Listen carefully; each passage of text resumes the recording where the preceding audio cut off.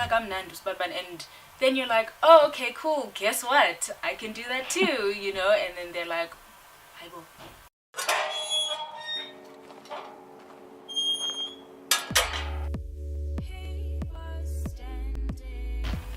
Art. Oh gosh, I'm trying to avoid the cliche. Art is an expression. But yes, art. Unfortunately, it is a way to express yourself. We use art as an outlet to discuss emotions, to discuss thoughts, to discuss moments in life, in our lives, in the lives of other people, in the lives of the things and the people we care about, of really serious times. I think music also allows you to decide how you want to feel at that point. I think life throws a lot at us, and when it does that, you need to find a way to make sense of what's going on, and we have different ways of making sense of it. And I think that's pretty much what art means for me. It's another way to move away from just speaking, you know, and using our voices or using our hands and using our minds to dissect everything that's going on around us. Obviously, the good feedback was even better for me, because a lot of people didn't even know I sang or wrote my own songs, so they were just like, what? Is that you? And I'm like, yes, it's me, you know. But at the same time, I was like, oh, I hope do you like it? My name is Atandi Winchinga, and my pseudonym is Amara Fleur.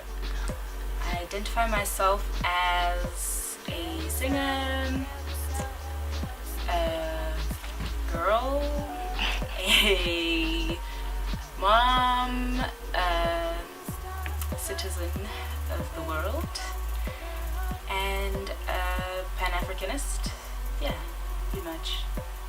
And I identify as myself. I think I had a very kind of nomadic childhood. When I was 2, my family moved to Tanzania, and we were there for quite some time. We were there for about 4 years.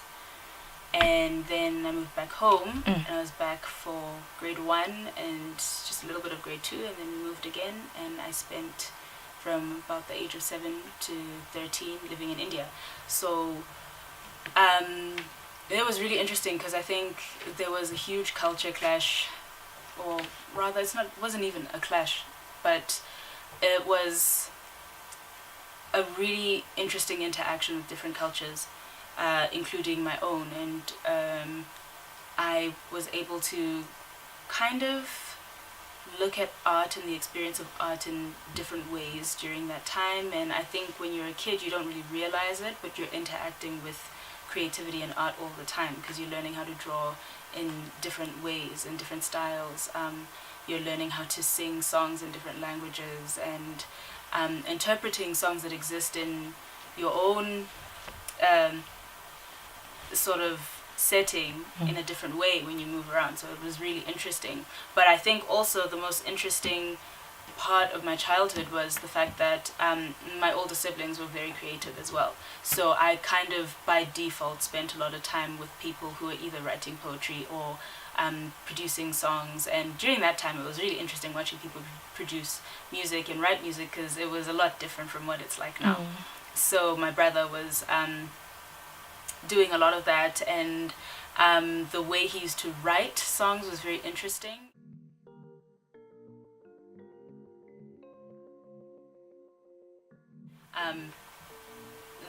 It's ironic that our parents are so into listening to different musicians and looking at certain types of art and everything within that space, and they can say, wow, this is really great, or Sbanbani wenza kahle in this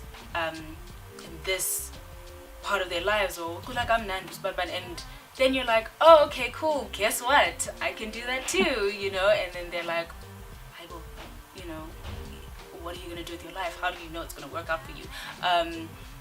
how do you know it's not a waste of time? Every time you go to a gig, you lose out on studying time. So I think that's been the really hard part for me. Like, it's been the hardest thing, having to convince my parents that it makes sense. I mean, I think they're getting there a little bit. I mean, I love you guys. Don't think that I'm trying to. But you know, I'm really trying to avoid the whole self-doubt thing, because it's actually it's bad to reveal your weaknesses to those around you, because not only does that make you extremely vulnerable, it makes it easy for you yourself to believe that you can't do something. So I've made absolutely sure that even when I'm nervous, I don't know if I can swear, but if I'm nervous as shit, I don't show you.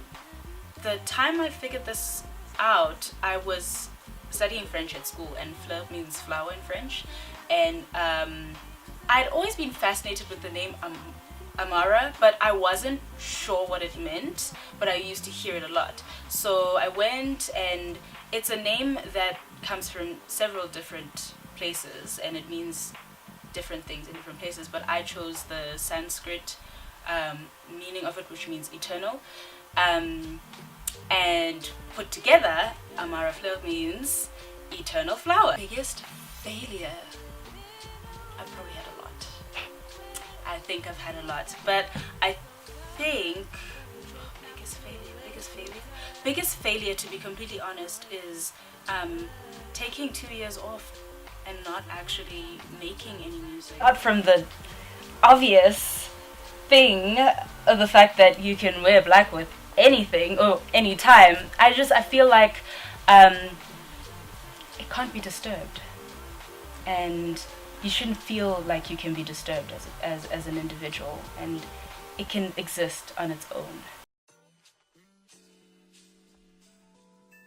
I don't know the exact day, but it was in 2015 November, end of November, or maybe December, something like that. But it was like either the end of November or the beginning of December. So it was okay. Like I was like, nah, something's not right. So I was like, hey, look, something's not right. And then it was like a mutual decision to go and find out. So I remember I came out the bathroom and I was like, wait, first I was like, okay, I saw one line and I was like, okay. And then I was like, 2 lines and I was like, okay. So it stopped me in my tracks, and I was like, wait, guys.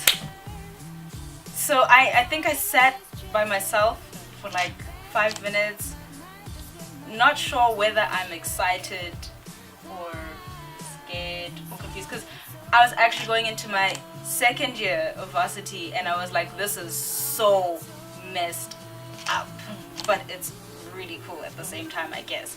So I can't say I was happy. I just didn't know what was going on at that point. I was like, what's going on? You know, like, it's like waking up and there's lots of noise everywhere and you don't know what's going on, and you feel like you've woken up in like the wrong place, but it's kind of like an okay, almost coolish place, but you're like, I shouldn't be here.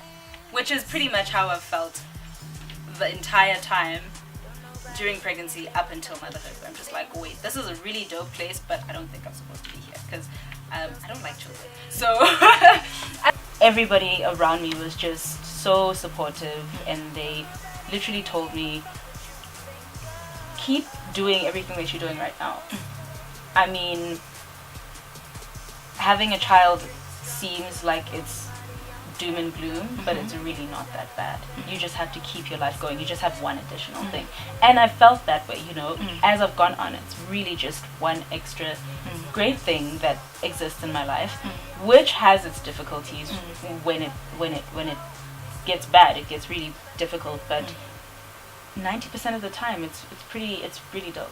It's really nice, and it just helps to have people that actually care around you, who aren't going to make you feel bad for nothing, really, you know. Yeah. But in terms of the triple, student, mom, artist, creative, time management, it's taught me to try and manage my time. It's also taught me that sometimes some things come first, and other things you can sort of afford to put on the back burner for a little bit, not for too long, because if you put it away for too long, you are losing an element of yourself as well. So yeah, it's taught me to balance. And I think it's also so cool watching someone do something new all the time. Like, you're watching it's a process, and it's a very fascinating process, and it just reminds you that you were also a little person going through all of these motions of growth, and it's really cool. It's really, really cool. I'm just waiting for him to speak.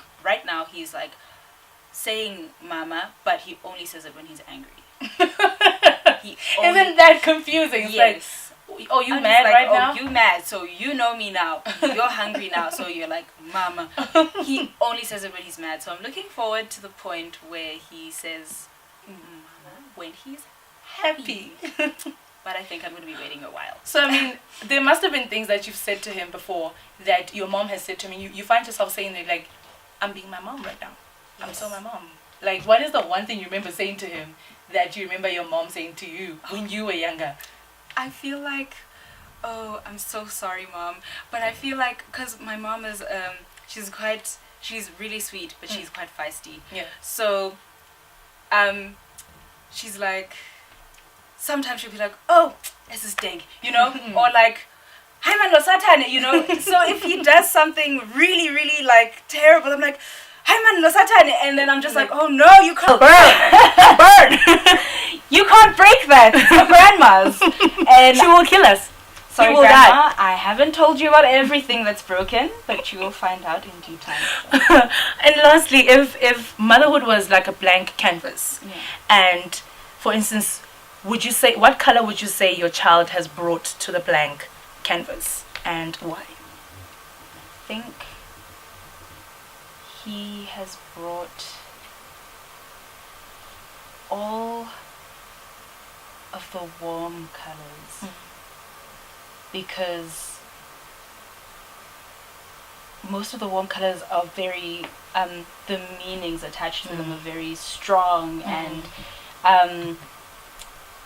they describe parts of life and, you know, our personalities that are extremely punchy and very forward, and they express anger, they express immense happiness, they express everything in it's almost like a hyperbole of emotions. And I think he has amplified a lot of emotions that I felt are just like, oh, I'm sad, oh, I'm happy, oh, like you find other ways to look at those things. So like everything is exaggerated. When I'm happy, I'm extremely happy. When I'm upset, I'm just distraught. When I'm it's great. It's like a really beautiful way to look at life, and it doesn't feel dangerous.